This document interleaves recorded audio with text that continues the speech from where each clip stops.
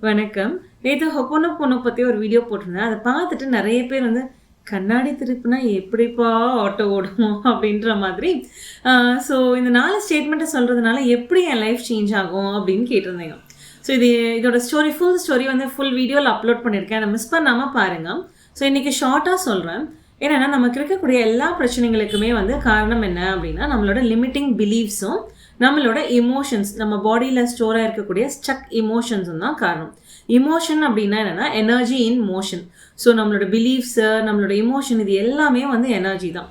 So நம்ம ஓவராலாக பார்த்தோம்னா, நம்ம லைஃப்பில் இருக்கக்கூடிய எல்லா பிரச்சனைக்குமே காரணம் என்ன அப்படின்னா, எனர்ஜி இம்பேலன்ஸ் தான். நம்ம எனர்ஜி ஃபீல்டில் எங்கேயோ ஒரு இடத்துல வந்து ஒரு எனர்ஜி வந்து சரியாக ஃப்ளோ ஆகாமல் இருக்கிறது தான் காரணம்.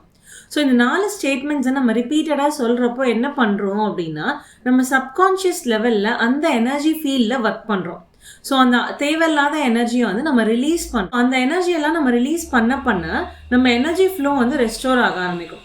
நம்ம எனர்ஜி ஃப்ளோ ரெஸ்டோர் ஆக ஆரம்பிச்சது அப்படின்னா, நம்ம எனர்ஜி ஃபீல்டில் வந்து ஒரு ஹார்மனி க்ரியேட் ஆகும்.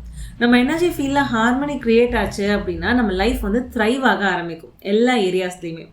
ஸோ இதுதான் சிம்பிள் கான்செப்ட். டீட்டெயில்டாக தெரிஞ்சுக்கிறதுக்கு அந்த ஃபுல் வீடியோ பாருங்கள். தேங்க்யூ.